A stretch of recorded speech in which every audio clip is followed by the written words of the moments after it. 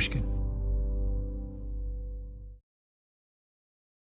I want to read to you from a very important historical document, the April 1962 edition of the Welby Way Elementary School Parent-Teacher Association newsletter, the Welby Buzzings, written, of course, by the PTA of the elementary school in the West Hills area of Los Angeles. First item, President's message. I would like to say thank you to the ladies that worked so hard on the, and this is all in caps, double parking safety campaign. Second item, sing along with Progress PTA meeting for April. Our hostesses will be the 6th grade mothers. Third item, a meeting on safety and fire prevention. Fourth item, an interesting and informative trip to the fire station. Fifth item, the local council meeting. Key detail, it's going to be a luncheon. Are you still there? Still awake? 4 announcements on school safety. A 5th on participatory democracy. A luncheon. I'm guessing you're bored to tears. It's all so very PTA. The only things missing are the potluck supper, the newspaper drive, the book fair. But that's where you're wrong. This newsletter is in fact the skeleton key to understanding our political moment right now, like this exact moment. If you're listening to this episode soon after its release, there are 2 things going on in your world: the U.S. presidential election between Donald Trump and Kamala Harris, and more Halloween candy than you know what to do with.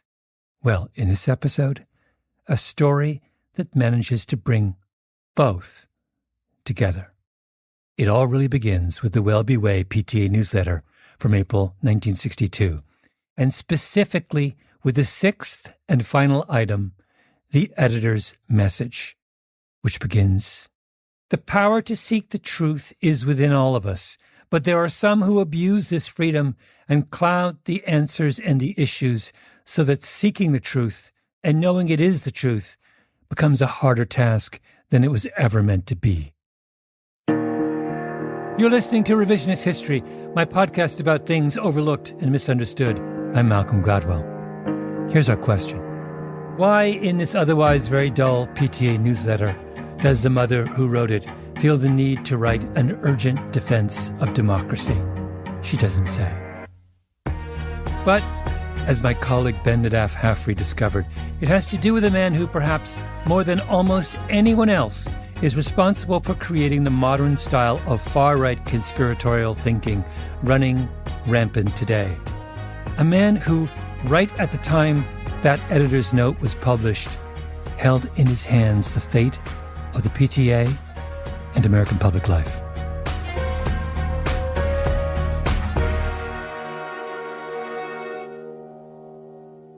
Here's Ben.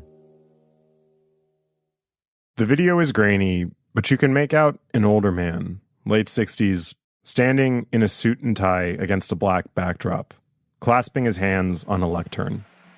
Faithful citizens, wherever you may be. He's got big ears, a big nose, and a high forehead, well suited to an indignant raising of the eyebrows. The media coverage of him lately had given him many opportunities to do this. As he speaks, the camera pushes in. It's a recruitment video. It is our deliberate and careful purpose to pull together into one group a body of morally good and truly responsible citizens who are proud of each other and of the society to which they belong. He then proceeds to reassure his viewers that the identities of people in this group are never shared with anyone, not least of all because their enemies abound. The carefully coordinated attacks against us from all points of the ideological compass have reached a crescendo stage since the first of this year, with the surprising but visible result of solidifying the dedication of our members still further and of stimulating their recruiting efforts. This is Robert Welch Jr. Consider the facts. He speaks a little like a dictator. He seems to run some sort of secret society and consider himself public enemy number 1. Who is this titan? Well, naturally, he's a candy tycoon. Robert Welch Jr. was born on a former plantation in North Carolina just before the turn of the 20th century. As a kid, he was precocious and a daydreamer, wanted to be a writer, an intellectual. But he felt that before he could do so, he had to get rich. So one night, as a young man, he had a brainstorm. According to Edward H. Miller, who wrote a biography of Welch called A Conspiratorial Life, Welch stayed up late into the evening, writing and writing to answer a single question. What specific goods in demand would be best for me to start manufacturing without either capital or experience? This is a quote Miller found from an associate of Welch's, recalling this legendary moment. Quote, "As the sky began to show the first streaks of dawn, Robert stared at the notes in front of him. One word remained amid the maze of dark lines scratched across the pages. That word was candy." We've arrived at the Halloween portion of our programming. So if in your baskets this year you find the following candies, Sugar Daddy, Sugar Baby, or the Junior Mint, you're encountering a piece of the Welch legacy, and actually the legacy of his brother too, who naturally also worked in the candy business. The Welch nuclear family of hit candies, the patriarch of which, the Sugar Daddy, I have to say I find totally inedible, has been a mainstay forever. Children of the 1980s may remember the jingle. Sugar baby, one for all. Sugar Daddy. All for one. Real milk caramel. Sugar Daddy. Welch was part of what I've come to think of as the American sweets aristocracy. I'm talking about a special class of confectioners and bakers who turned out to have a surprising number of ideas about how society ought to be run. In the pantheon, we have Milton Snavely Hershey, whose chocolates were so delectable he was able to put his social ideas to the test, building a utopian town called Hershey, Pennsylvania. Then there's Sylvester Graham, the clergyman who invented the graham cracker to combat youth masturbation, John Harvey Kellogg, the Seventh-day Adventist who invented cornflakes to do the same.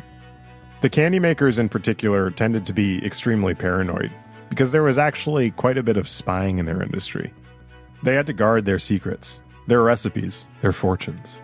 Some would even blindfold the people who repaired their machines. But I digress. After establishing himself in the candy business and drinking deeply at the trough of its paranoia, Welch set out to elbow his way into the intellectual class, specifically the anti-communist class. Over the years, he wrote a number of articles and books about the rise of communism, including, per his biographer, a novel about an ant society oppressed by a monolithic state, which somehow went unpublished. But it was in 1954 that one of his ideas finally broke through. He was very secretive about these because Welch was always worried about the communists, as he saw it, getting a hold of what he was saying. Historian Matthew Dalek, author of the book Birchers, talking about Welch's penchant for sending secret letters. Because if they exposed him and they damaged, this patriotic movement to destroy communism, it would basically be like killing his movement in the crypt. Now, the letter he sent in 1954 in particular merited sensitivity. It was a roughly 9,000-word attempt to explain why he disliked Dwight Eisenhower so much, the first Republican president in multiple decades. The letter built to the irrefutable conclusion that Dwight Eisenhower was not really a Republican. He was, quote, a dedicated, conscious agent of the communist conspiracy, operating under the direction of his brother, the affable Milton. They're really divorced from, any semblance of the truth. The other thing, though, is that the argument against Eisenhower, I think, fits into the Joe McCarthy argument that clearly the setbacks in the world for the United States in the fight against communism is a result of communists in the government, including Eisenhower, allowing the communists to win. Where the Ant book had failed, the letter succeeded wildly. It ballooned into a book that is over 400 pages long, complete with an extremely tedious footnote section explaining the sourcing for his outlandish claims. As Welch once wrote, explanations are like government. Nobody loves them, but a minimum amount of both is a necessary evil. But anyway, Welch was not content to mail secret letters the rest of his life. He wanted to build a movement. So 4 years after that letter, in October 1958, Welch brought together 11 of his most powerful friends to a secret meeting in Indianapolis. He didn't say what for, but he did tell them each to book their own hotel rooms so people wouldn't see them together. Then he promised them that there was nothing conspiratorial about what they were about to do, which was to gather in a secret location for 2 days and conspire. My undertaking today is to try to tell you all about the background methods and purposes of the John Birch Society. This tape is from a recruitment video he made later on. We don't have a recording of what he said that day in Indianapolis. I mean, it was a secret meeting, but I think it's safe to assume he was on message. Welch was there to start a new anti-communist organization.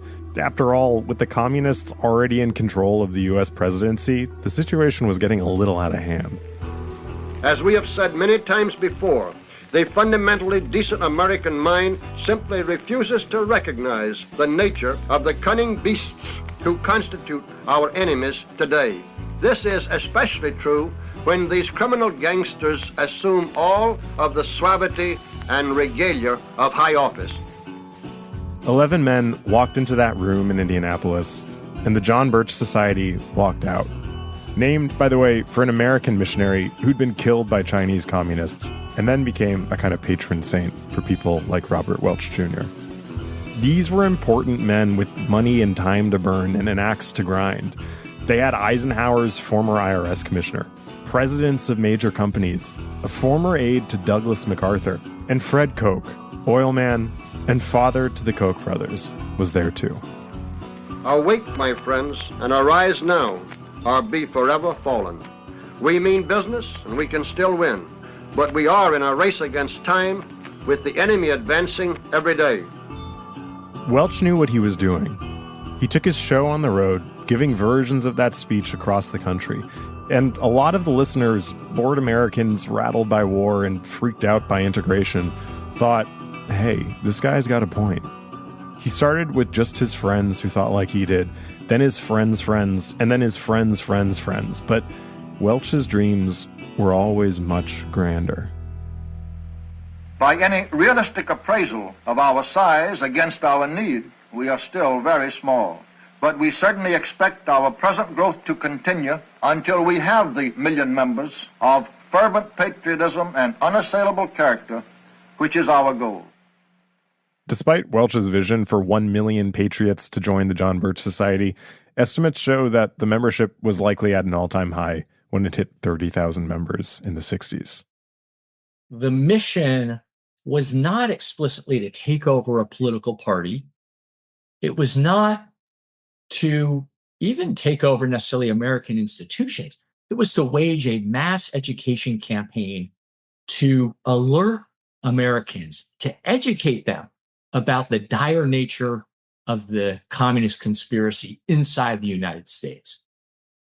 And so a small but influential group of right-wingers became convinced that there was a war going on at home. A continuous, undeclared war in which our enemies observe no rules of international law, of civilization, or of human decency. But where was the front in this war exactly? 2 years after its founding, the Birch Society had part of the answer. The Parent-Teacher Association, of course. We'll be right back.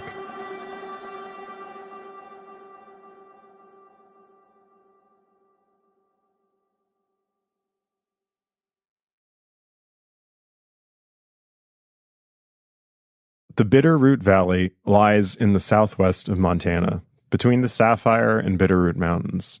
It's the place they film Yellowstone today. It's gorgeous. Okay, so small town. Gail LaRoe Munson was a little girl growing up in the valley in the 1960s, in a town called Darby. Back then, its population was 398. Close-knit. Neighbors looked out for each other. Kids could be out till dark. and come back home. They would be safe. If you were caught doing something wrong, the neighbors would let your parents know, and they'd be ready when you got home. Darby was the kind of place where you knew everyone, especially if you were in Gail's family. Her dad, Orville LaRoe, was the superintendent of the school district. But in the early 1960s, strangers began to show up in the valley. Orville was busy right around then getting new Bibles for a local school because theirs were all beaten up. He asked a local clergyman how to get rid of the old ones in a respectful way, and he was told to burn them. So he gathered up the Bibles and set them on fire. And all of a sudden, those strangers leapt into action. It turned out they were part of a club, the John Birch Society. Birch members appeared at the regular school board meeting with a petition demanding that LaRoe not be offered a new contract. It was all over the local radio. The majority of the board rejected that demand. This action of the board intensified an already steady program of intimidation against LaRoe and his family. The Birchers were turning Orville's quiet life in Darby with his 3 kids and his wife completely upside down. Here's Orville. There are individuals, of course, in the community who will drive by and make obscene signs. There have been incidents where people have called the house, my wife has answered, and have used obscene language on the telephone. Basically, it's just pure and simple, constant harassment. An archivist in Montana named Kristen Gates wrote an essay about all this. She found letters from the principal of the local school who said the Birchers were, quote, using the local PTA as a springboard to infiltrate the schools. Here, I'm telling you about what unfolded for the LaRoes in a tiny town in Montana, but they weren't the only people involved in local PTAs or schools who became targets. This is not the case now, but in the 1960s, according to one study, almost half of all families in America were represented in the PTA, 50%. The PTA became such a well-known part of public life that it was even the subject of a #1 song in the 1960s. Harper Valley PTA. And it was signed by the secretary, Harper Valley PTA. The PTA played a huge role in modernizing American education.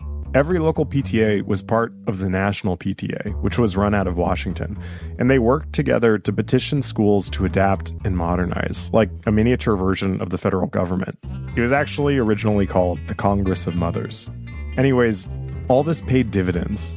If you've drunk fluoridated water, which you have, gotten vaccinated in schools, gone to a public kindergarten, or just been at a school that received federal funds, you can thank the PTA. Next bake sale, maybe buy a cookie.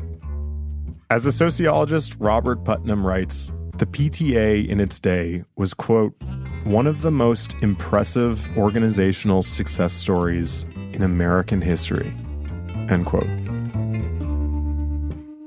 And who at that exact moment wanted to pull off another of the most impressive organizational success stories in American history?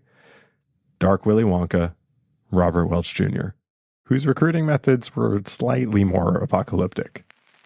The wise and the brave do not hold back until it is too late.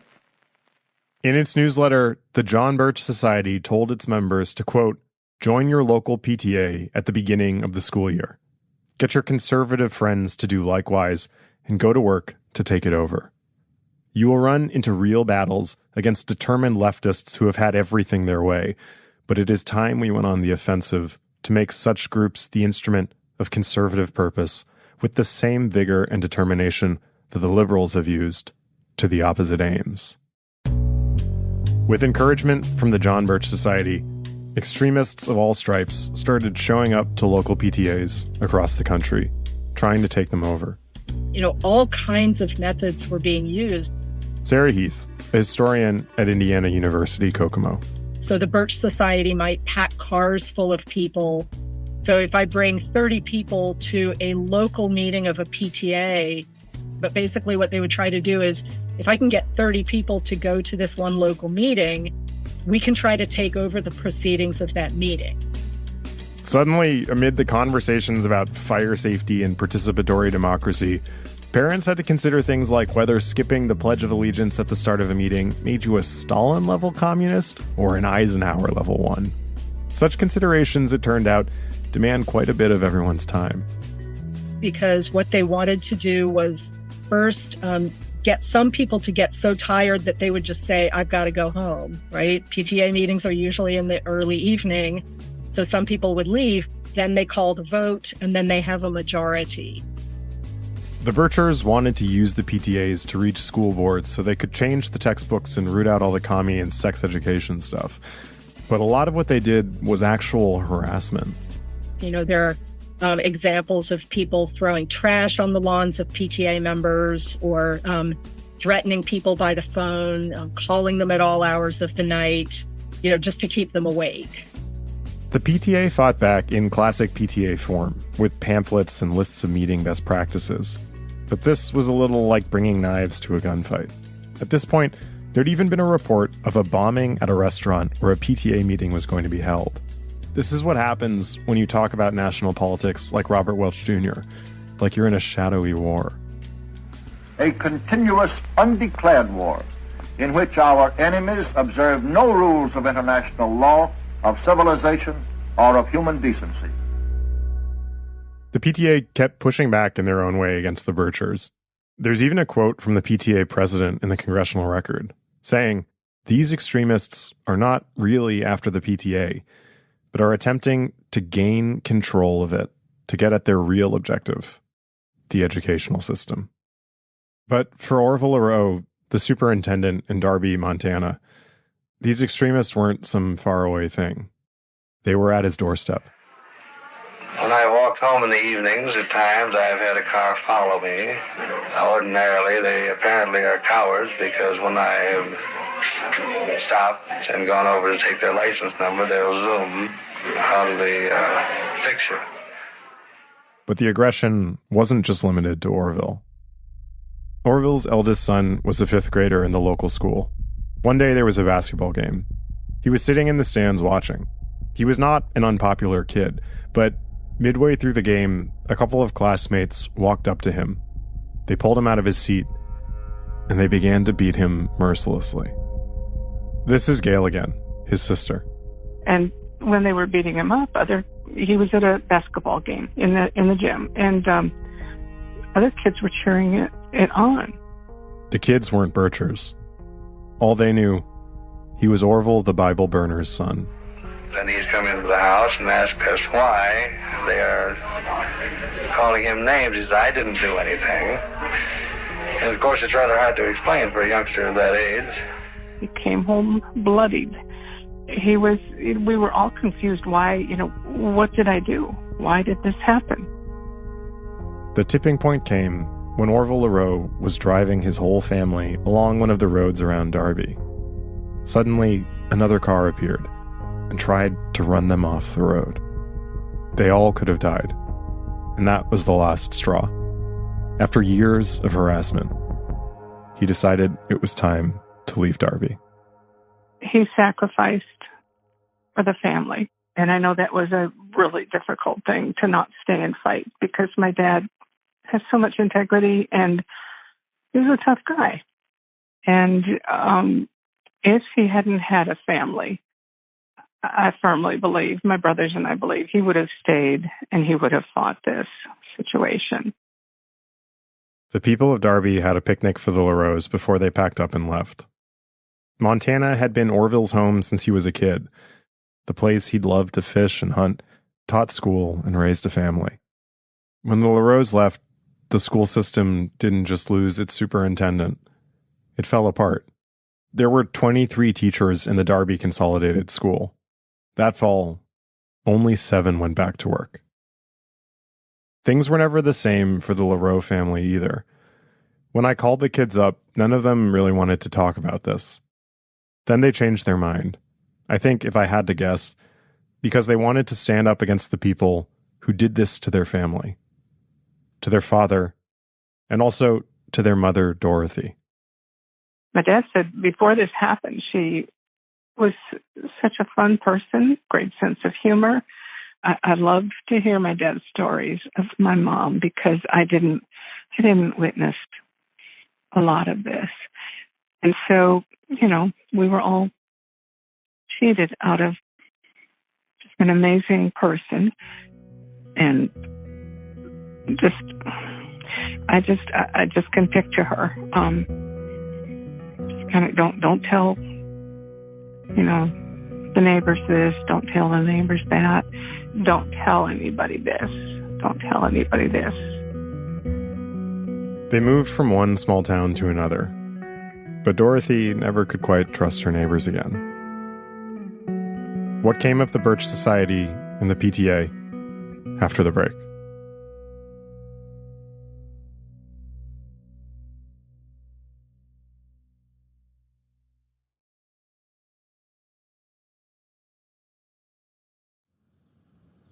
A little while ago, I stopped by a house in Los Angeles. It was shaded by a sycamore tree, and there was a Route 66 sign leaning in the front windowsill, facing the quiet street. I was there to talk to a woman named Marva Felchlin. Marva grew up in California and was a student at Welby Way Elementary School. She was a baby boomer in the classical sense. A house in a safe and lovely subdivision, a dad in the defense industry, and a mom in the PTA that, yes, Birchers had tried to take over. Her mom's name was Zelda, and she never got over what happened. It's a big thing that happened in our lives. Why do you think the story mattered to your mother so much? Because I think, the PTA and her activities in the PTA probably represented, as with other women in there, a lot of what they believed in. And here they're being accused of being liars and dishonest and un-American. Most of those people were probably children of immigrants. I mean, that's a serious accusation anytime, but in those days. Zelda had always wanted to be a writer. She once submitted a script to the Twilight Zone, but the place she really wrote was her Parent-Teacher Association newsletter. It's the one we read from at the beginning of this episode. The April 1962 edition of the Welby Way Elementary School PTA newsletter, The Welby Buzzings, with the curious editor's note. Zelda wrote that. When Birchers across the country were trying to take down the PTA, she took to her newsletter to fight back. I'm not surprised that my mother pushed back in any way, because I think she's kind of that kind of personality, that she didn't stand for a lot of crap, Marva has held on to the original copy of that newsletter for years. I asked her to read me the editor's message. Okay. The power to seek the truth is within all of us. The way in which we seek it is privilege and right of all of us. We are fortunate enough to live under a system of government that secures and protects that right. But there are some who abuse this freedom and cloud the answers and the issues, so that seeking the truth and knowing it is the truth becomes a harder task than it was ever meant to be. I say this: give me the right to seek the truth, but justly and rationally and kindly. Give me the wisdom to understand and recognize the truth simply, without unseen or unknown factors behind it. Give me the wisdom to use the truth properly, openly, knowingly, and in its entirety, without bending or twisting said truth to fit my own purposes. Give me the graciousness to accept the truth, although it may disagree with or disapprove my own personal opinions and beliefs. And last, give me the wisdom and right to seek the truth, in whatever manner I so choose, so long as I, in the manner I have chosen, do not belittle or deface the object of my search. So long as I can honestly say to myself, it is the truth alone that I am seeking. Zelda Lassoff, editor.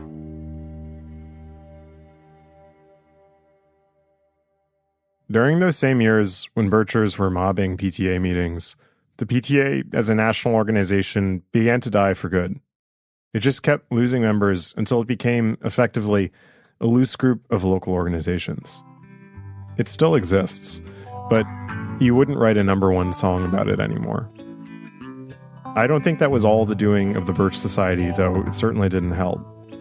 The rise of the Birchers and the fall of the PTA were both part of the backlash to Brown versus Board of Education, a response to integration and civil rights. The Birch Society went into decline then too.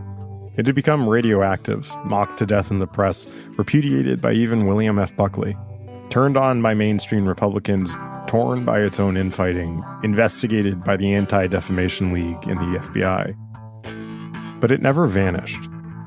Robert Welch Jr. was involved with the Birch Society almost until his death in 1985 under the presidency of Ronald Reagan, who, true to form, Welch once called a communist lackey. His society lives on in diminished form. These days, they're a lot less notable. They're just one in a sea of right-wing groups. But why did people like Welch hate the Parent-Teacher Association so much? It seems to me like the Birch Society and the PTA were locked in a kind of death match between two visions of American civil society. The PTA was the vision of the American Vital Center, progressive, orderly, incremental, and evidence-based. Its model was the U.S. federal system, local and national, working patiently together. But the John Birch Society was modeled on communist cells, secretive, with hard caps on membership to keep things decentralized. Rather than optimistic, it was paranoid. Rather than incremental, they called for a kind of revolution. The PTA was about trusting your neighbors to share your interests too. The John Birch Society was about always suspecting them of betraying you. I don't know if that sounds familiar to you, but it sure does to me.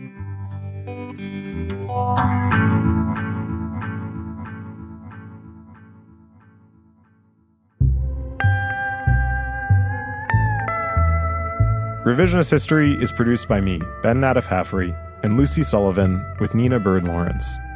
Our editor is Karen Shakurji. Fact-checking on this episode by Sam Russick. Original scoring by Luis Guerra. Mastering by Jake Gorski. Our executive producer is Jacob Smith. Special thanks to Sarah Nix, the State Historical Society of North Dakota, the University of Montana, and the UCLA Library Special Collections. I'm Ben Nadif-Haffrey.